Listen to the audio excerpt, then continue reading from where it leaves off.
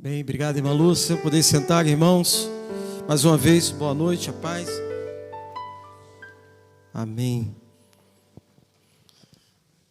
Irmãos, eu estou fazendo uma coleção desses negócios lá na minha casa. Olha, eu já tenho pulseira, já tenho cordão. Eu vou fazer uma campanha aí de missões aí.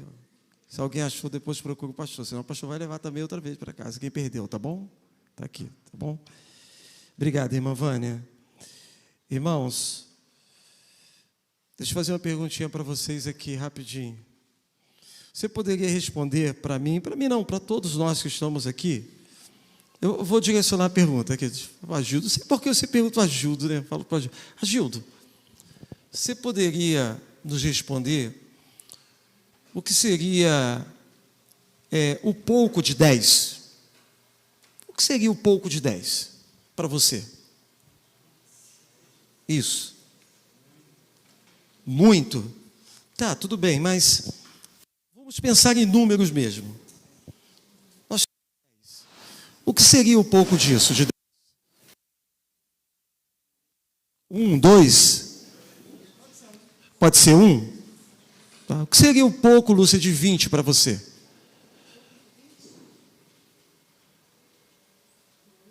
2. E você, Hélito? Pouco de 50? 5? Pouco de 100? 10? Guarde isso aí, tá bom? Guarde essa pergunta. Abra sua Bíblia lá em Mateus capítulo 4. O Senhor, Ele quer trazer algo aos nossos corações, mas eu tenho que andar um pouquinho com vocês para que a gente possa entender sobre um dos maiores discursos que nós podemos encontrar na Bíblia, nas Escrituras Sagradas, que foi direcionada pelo próprio Jesus. Nós chamamos esse discurso do Sermão do Monte, lembra? Sermão da Montanha.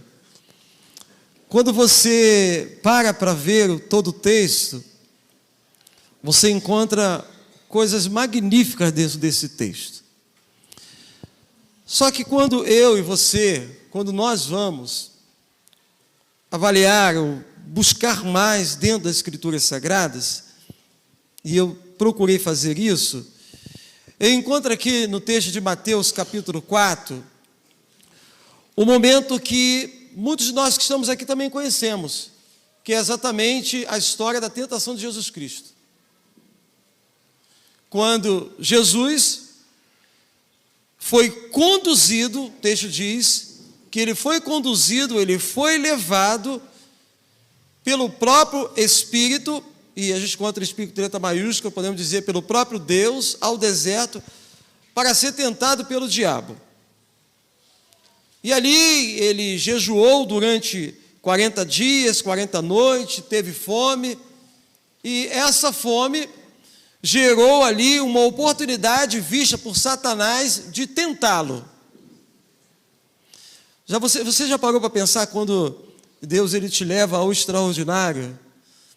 E eu achei muito legal e fiquei tentando avaliar quando que vocês cantaram aqui, né? Que vocês estão vivendo o melhor do quê? Vocês estão vivendo o melhor de Deus, né? E é bom a gente viver o melhor de Deus. É extraordinário vivermos o melhor de Deus. Só que o melhor de Deus nem sempre vai nos levar a dar gargalhada, a levantar as nossas mãos e se alegrar. Quando eu olho para Jesus Cristo aqui, eu entendo que Jesus Cristo estava tendo um momento muito especial na sua vida. Porém, ele estava sendo tentado.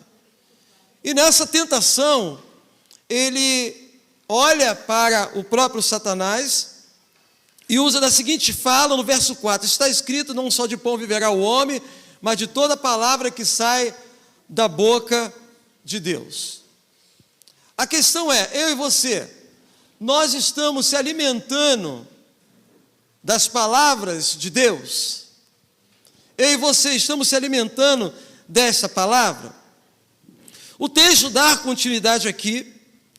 O Senhor ainda nos diz, no verso 7, fazendo uma exortação, também está escrito, não tentarás o Senhor teu Deus. Ele continua, ainda no verso 10, vai-te, Satanás, porque está escrito, ao Senhor teu Deus adorarás e só a Ele servirás. Nós vamos encontrar aqui momentos em que Satanás ele fez a primeira tentativa, a segunda tentativa, a terceira tentativa e não teve sucesso nas tentativas. E Jesus usou da própria palavra para repreender o próprio Satanás. Aí o verso 11 diz, então o diabo o deixou e eis que chegaram os anjos e o serviram. Aí me lembro também da palavra de Deus, quando diz o seguinte, que nós precisamos se sujeitar a quem? A Deus. E o que o diabo vai fazer? Ele vai fugir de nós. Então, o que Satanás fez foi exatamente isso, fugiu da presença de Deus, de Jesus Cristo, porque ele se sujeitou exatamente ao Senhor. E aí o texto dá continuidade, nos trazendo exatamente a história do qual foi abordada e foi lida e estudada na nossa escola bíblica dominical. Quando se fez a seguinte pergunta, será que João tinha dúvida quando ele, um bom tempo já preso, e ele manda os discípulos perguntar se realmente ele era o Messias, ou se deveria esperar um outro?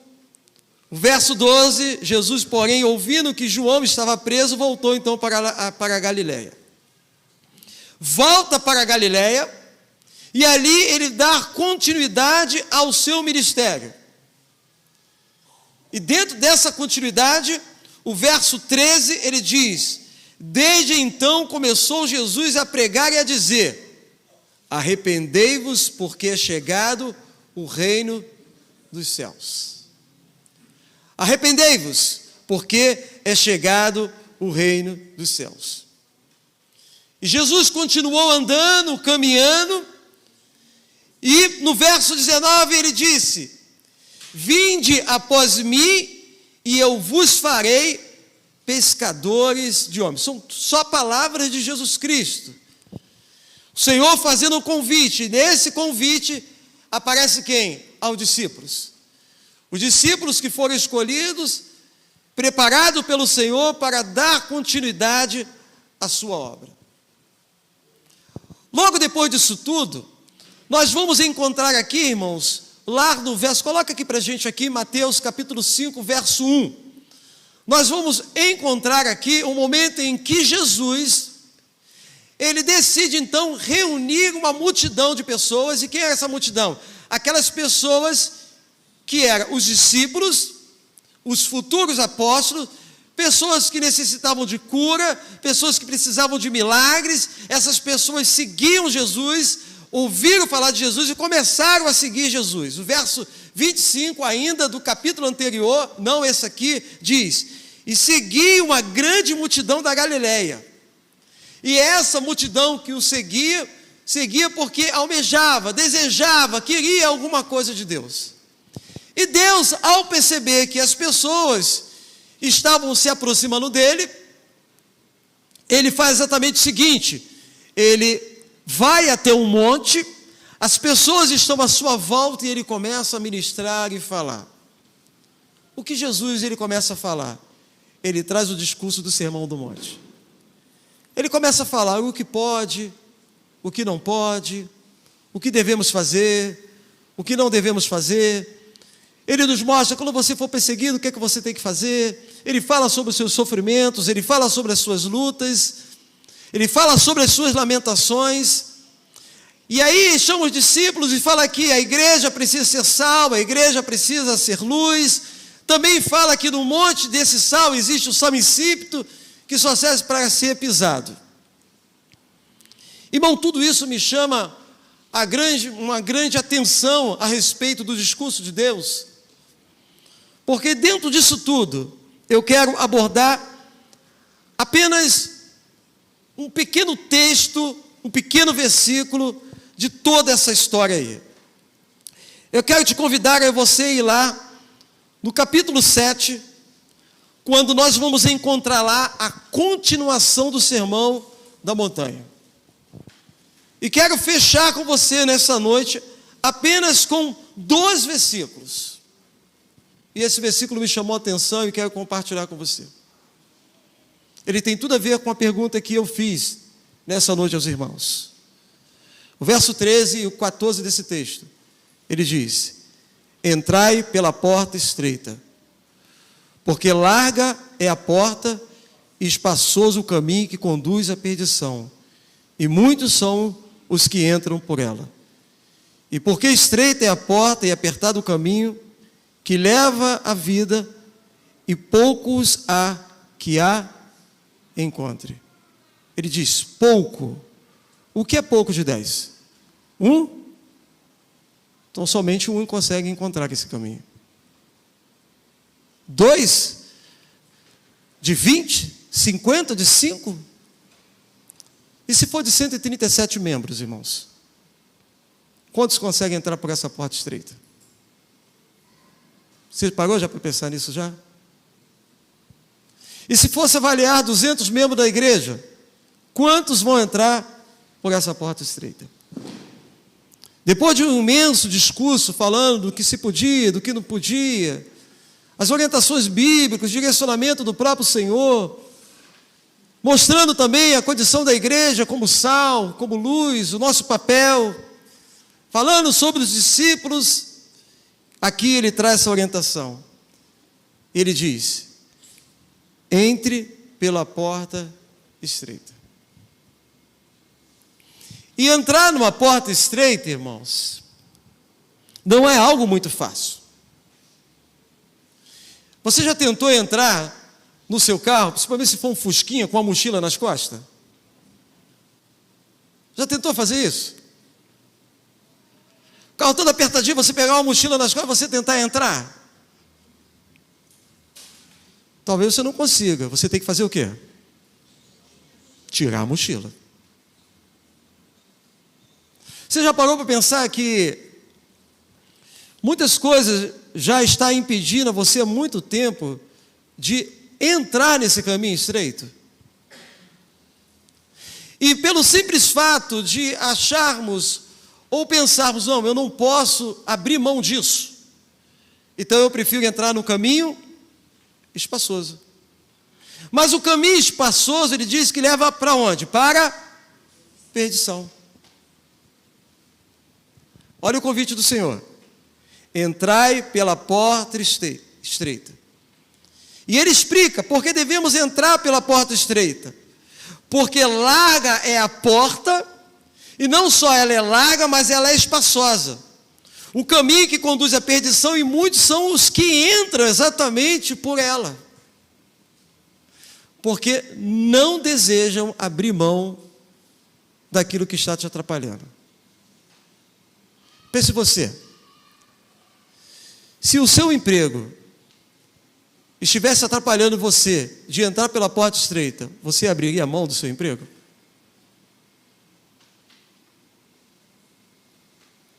Se os seus 5 mil, 10 mil, 15 mil que você recebe todo mês estivesse atrapalhando você de entrar na porta estreita, você abriria a mão disso? Se o seu namoro, se o seu noivado, se o seu relacionamento, se as suas amizades atrapalham você de entrar na porta estreita, você abriria a mão disso? Vamos melhorar. Eu abriria a mão disso?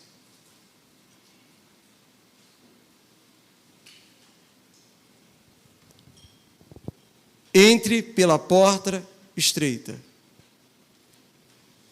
E aí ele tenta nos mostrar o seguinte, que o que tem levado as pessoas a não entrar pela porta estreita, irmãos, não é simplesmente porque ela é estreita. É porque eles desejam entrar sim pela porta, mas com uma bagagem que não dá para ser conduzida junto com você. Você tem que abrir mão. Um dia alguém me procurou, já tem mais de 2, 3 anos, e me perguntou o seguinte, pastor, eu quero servir ao Senhor. Eu quero fazer parte do hall de membro da primeira igreja Batista do Parque Boa Ventura. Amém, irmãos, estamos felizes. Vem conosco, te faremos bem. Pastor, mas olha só, mas eu estou num relacionamento que eu não queria abrir mão dele. Aí eu falei assim, minha amada, olha só, você vai conseguir chegar até a igreja, mas você não vai conseguir ir para o céu desse jeito. Porque chegar até esse lugar aqui, irmãos, eu e você vamos chegar. Mas passar daqui, nós vamos conseguir? Será que eu e você vamos conseguir passar? Será que eu estou realmente aberto para abrir mão daquilo que eu desejo? Quando eu conheci a André, irmãos, que é essa menina que está aqui, essa jovem, eu era do mundão. A gente tentou um namoro a primeira vez. Nós não conseguimos. E aí quando resolvemos voltar a um relacionamento, ela está aí e pode comprovar isso. Nós fizemos um pacto. E ao término desse pacto, compraríamos uma caixa de fogos para soltar, se o namoro durasse 1 ano. Mas para que o namoro durasse 1 ano, irmãos, eu teria que abrir mão de muitas coisas. E uma delas foi a minha amizade. Eu tinha uma amizade, irmãos, 2 colegas que são colegas até hoje. Um evangélico e outro não é. Sabe o que eu escutava deles? Altair, pelo amor de Deus. Agora você vai deixar de ir para farra, sair conosco por causa dela? É exatamente isso que o inimigo faz conosco, irmãos. Ele tenta negociar com você. De você abrir mão daquilo que Deus deseja para a sua vida. E o que Deus deseja para a sua vida? É a sua salvação. É a sua transformação. E para isso, você precisa entrar pela porta estreita. E ele não diz que essa porta ela é somente estreita. Ele diz o seguinte: e apertado o caminho que leva à vida, e poucos há que a encontre. Então, até para encontrar esse caminho, irmãos, estreito, é difícil, é complicado. O que você tem para negociar? O que você tem aí para poder abrir mão? Você consegue abrir mão?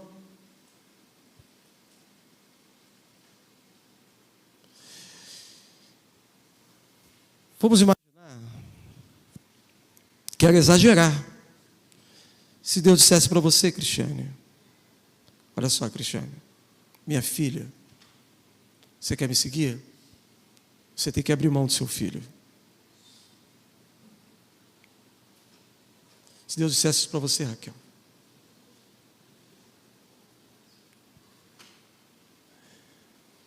não abro mão. Mas se ele resolvesse levar o seu filho, e aí? Deus, irmãos, Ele trabalha de determinadas formas na nossa vida que a gente não consegue entender. E Ele faz de tudo pela salvação de uma pessoa. Às vezes nós não temos noção do que Deus é capaz de fazer para salvar um outro ser humano.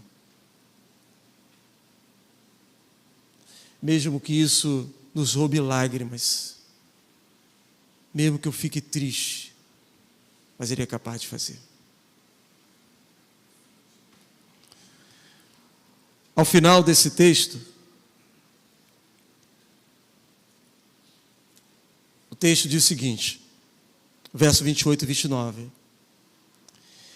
E aconteceu que, concluindo Jesus esse discurso, A multidão se admirou da sua doutrina, ou do seu ensino, porquanto os ensinava com autoridade e não como os escribas. Eu te pergunto nessa noite,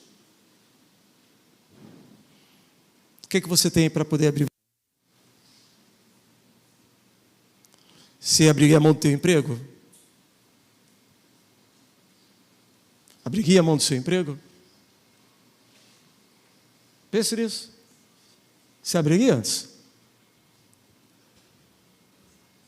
Você abriria a mão da sua loja, Lúcia? Você me respondendo, eu só perguntando.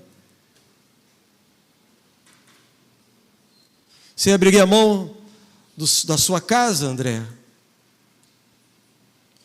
Você abriria a mão dos seus filhos, Ana? Você abriria a mão da sua filha?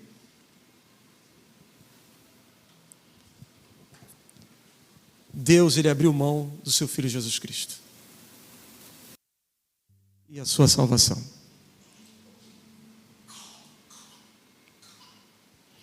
Deus, irmãos, Ele está nos chamando para andar exatamente num caminho que não é tão fácil.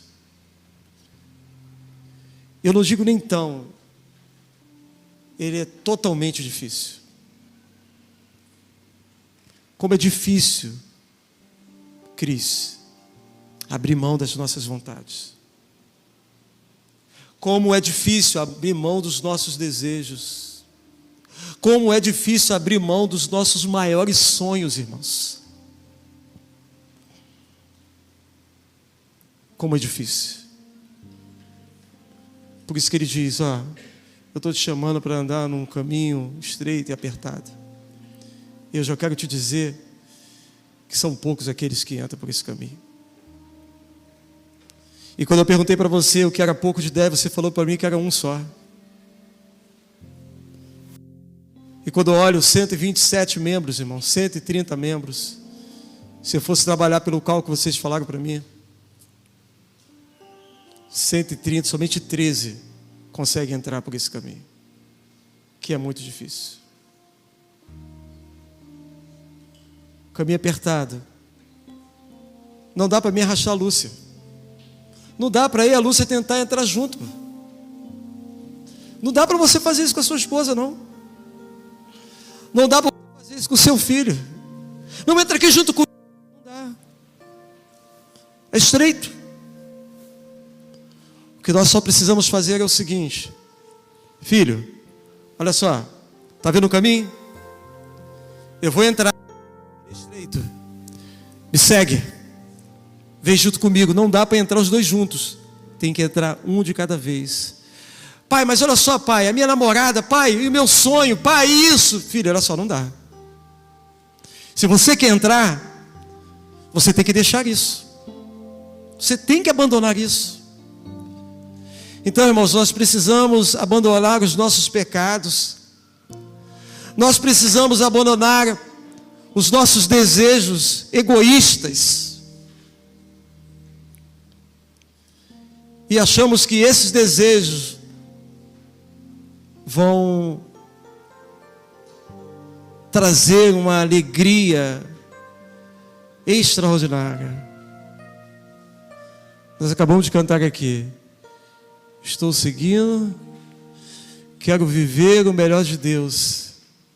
Deixa eu falar uma coisa para você. Você não vai viver o melhor de Deus aqui na terra. Não vai. Às vezes parece até fábula, irmãos. Às vezes parece até historinha. Você não vai viver o melhor de Deus aqui. Porque o melhor de Deus não é aqui. O melhor de Deus é lá na glória, lá. Lá que é o melhor de Deus. É lá que nós vamos viver o melhor de Deus para as nossas vidas. Então, enquanto isso não acontece, eu e você estamos andando como um peregrino numa terra que nem nos pertence, que não é minha, que não é sua. Todo ser humano, irmãos, quando ele é criado por Deus, mesmo que você não entenda isso, já existe um desejo implantado pelo próprio Deus em nossos corações, de voltarmos para nossos lares, para nossas casas, irmãos. E nós estamos falando de uma casa celestial. Estamos falando das mansões que Deus tem preparado para cada um de nós. Um dia, eu e você vamos partir. E vamos deixar tudo aí. A questão é, tem certeza que você quer deixar tudo aí? Os faraós, quando eles morriam, irmãos, se você for ver a história dos faraós, eles pegavam todas as suas riquezas e levavam para a pirâmide lá. Porque a filosofia é que lá do outro lado lá ele ia desfrutar de tudo. Não vamos levar nada. Nada. A única coisa que nós vamos levar, irmãos, é a confiança que um dia estaremos exatamente com Deus. Então entre pela porta que é estreita, porque a porta que é larga e espaçosa, esse caminho aí está conduzindo você à perdição.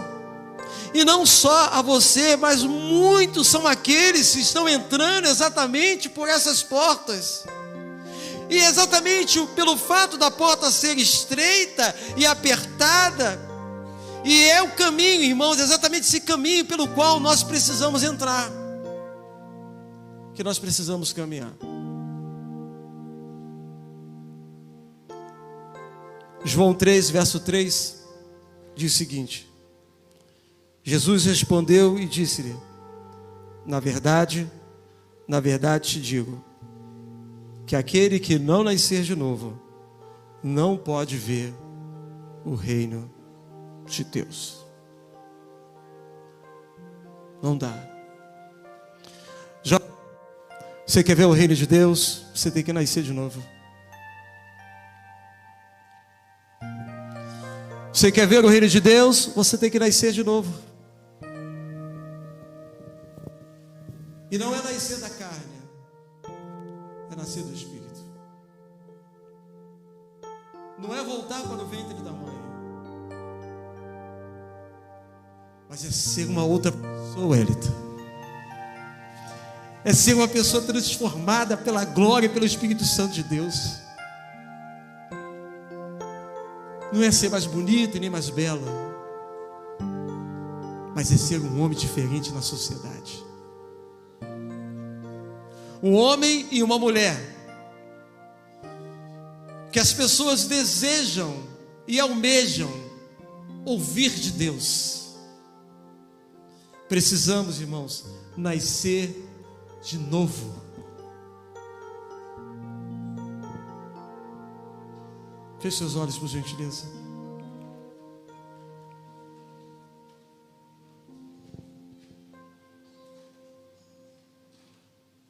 Senhor, quantos estão indo pela porta larga, Senhor?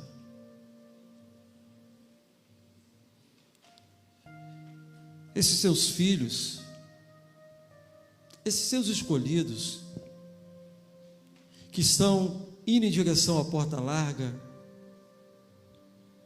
eles estão sentindo uma dificuldade imensa de abrir mão e deixar de lado essas coisas que têm o atrapalhado, e ele sabe que tem atrapalhado a sua vida, e por isso ele não consegue entrar por essa porta e nem por esse caminho. Mas nessa noite, Senhor, eu quero te pedir que um milagre aconteça na sua vida.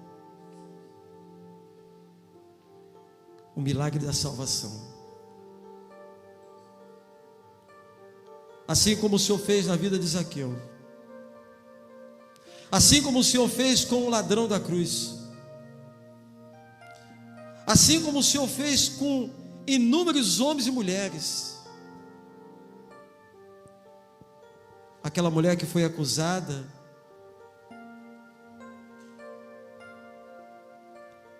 E o Senhor foi lá e perguntou: mulher, cadê os seus acusadores? Foram embora. Vai e não peques mais. Ou seja, entre por esse caminho. Tire tudo aquilo que está te atrapalhando e prossiga em direção ao caminho de Deus. Senhor, essa alma que nesta noite está nos ouvindo, eu quero te pedir, eu quero te clamar, Senhor Deus, por essa salvação. Traga de volta aqueles que estão indo pelo caminho largo, pelo caminho que tem levado à perdição. Consegue chegar até a tua igreja, consegue chegar até esse lugar, estão até conosco, Seu Deus, às vezes, mas estão indo em direção à perdição.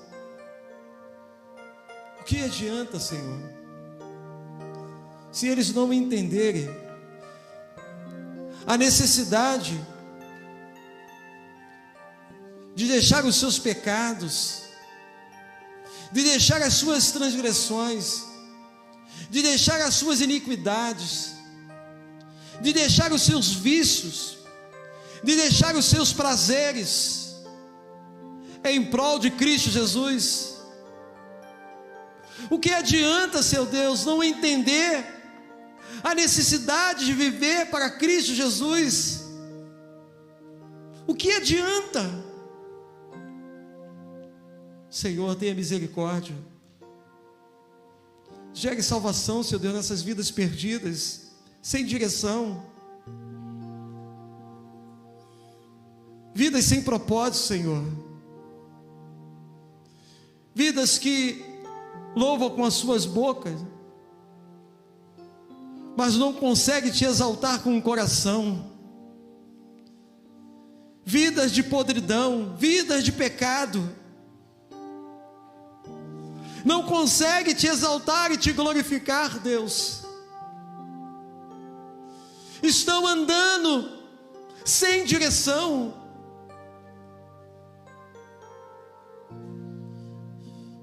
Estão andando como um boi que vai para o matadouro, sem saber que está próximo à sua morte. Senhor, faça voltar. Faça vir ao teu caminho, Senhor. Prepara a tua igreja para um avivamento. Prepara a tua igreja como o Senhor fez com os seus discípulos, Senhor. Faça com que a tua igreja seja pescadora de homens. Homens que necessitam ser resgatados pelo Senhor. Oh, meu irmão, minha irmã, você que está indo pelo caminho largo, Deus está te convidando nessa noite a retornar. Pare onde você está, abandone tudo que está te atrapalhando e venha para o caminho do Senhor. Eu sou o caminho, eu sou a verdade, eu sou a vida. Assim disse Jesus Cristo, o nosso Salvador e o nosso Senhor. Você nessa noite deseja entrar no caminho estreito? Você nessa noite deseja abrir mão das coisas que têm te atrapalhado? Você tem coragem de fazer isso hoje e seguir Jesus? Se você tem, levante uma de suas mãos assim, ó. Fala: Senhor, eu tenho. Eu quero fazer isso nessa noite, Senhor. Eu quero abrir mão.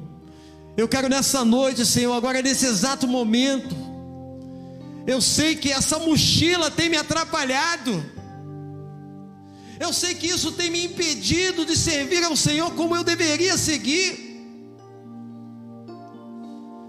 mas eu não consigo fazer isso sozinho. Eu preciso da sua ajuda.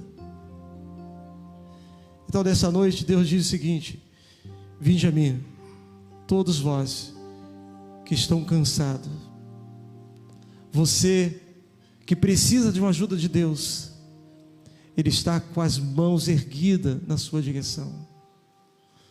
Como diz o hino, segura na mão de Deus e vai. Você quer fazer isso? Levante uma de suas mãos em nome de Jesus.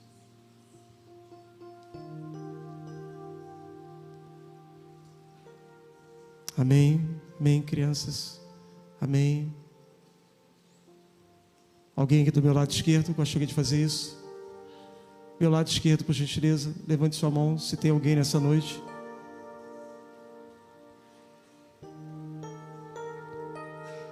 Alguém do meu lado direito aqui, fora as meninas que já fizeram isso. Alguém do meu lado direito?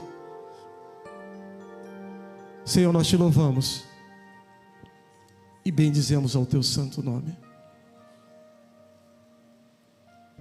Tenha misericórdia, Senhor Deus, daqueles que não se decidiram e não tiveram coragem de abrir mão dessa mochila que tanto atrapalha de entrar por essa porta.